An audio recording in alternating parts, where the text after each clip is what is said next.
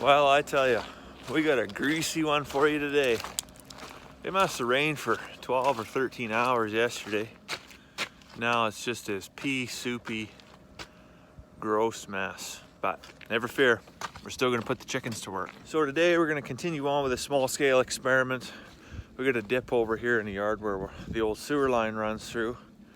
And I'm gonna put some feed on top of some compost and see if I can get the chickens to process that down further so we can get it to a point where we can use it almost like potting soil. And really there's no downside to this. If these girls don't do their job, at least I've got dirt filling a hole in the yard.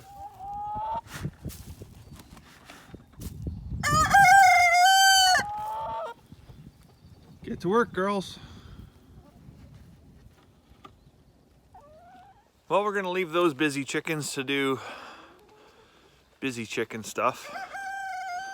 We'll come back and check on them later.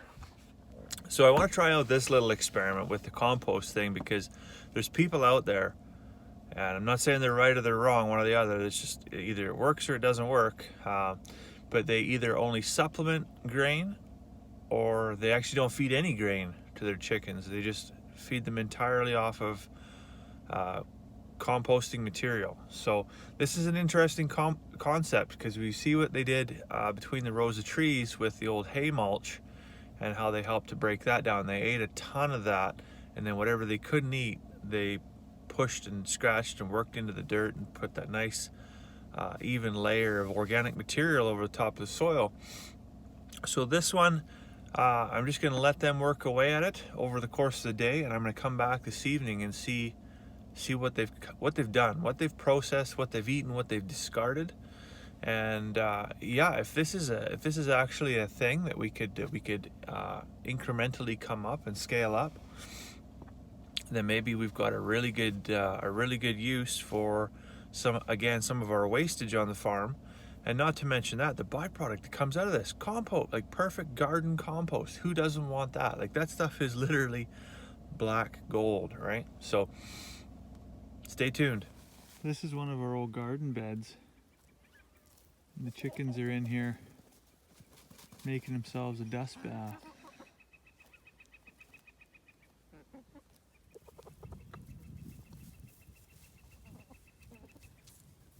This is the big pile from this morning. These guys have already worked down tons. They're just in here working and scratching and digging away. They did way more work than I thought they were gonna do. What do you see, Charlotte? You see your sheep? Oh, there's a donkey. Hey there, Gertrude.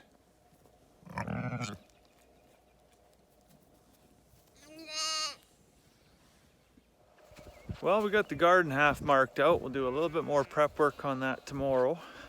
Still a little bit damp this evening. I moved a bunch more mulch over between the tree rows, and I'm just gonna head over behind the shop there and see how much work these chickens have done on that compost pile. Well, it looks like the girls sure were busy in here today. They're kind of wandering off close to the chicken coop now. There's a few of them over there. You can see there's a low spot over here. This is just where that pipe runs through. Runs all the way through here and out down to the discharge pipe out in the field. So there's this depression where the land is settled.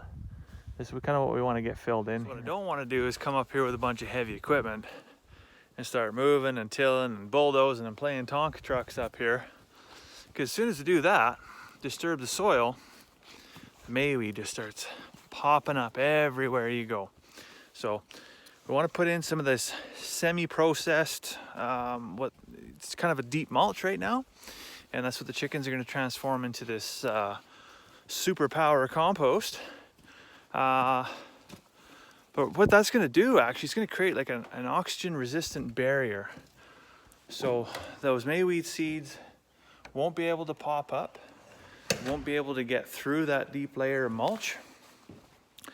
And at the same time, that as that mulch layer breaks down, that's gonna enrich the soil. So we'll have this fibrous, carbon heavy layer on top of the soil, breaking down, creating black soil, just this black gold that gardeners would just give their left arm for. And the exciting thing about this is it's not going to cost us a penny. And not only that, I'm not going to have to do any of the work other than maybe a couple of nights here or there with a wheelbarrow and a pitchfork, just to fork a couple loads over there, and the chickens do the rest.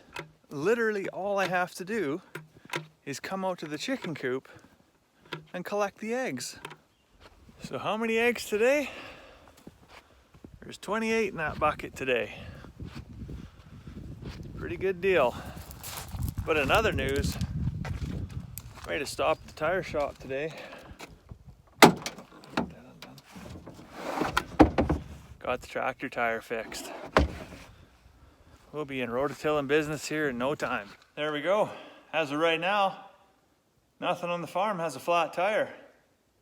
There's a first. Well, before my luck runs out, I'm gonna put my tools away. I'm gonna go get myself a cup of tea. I hope you have a great night, and we'll see you tomorrow.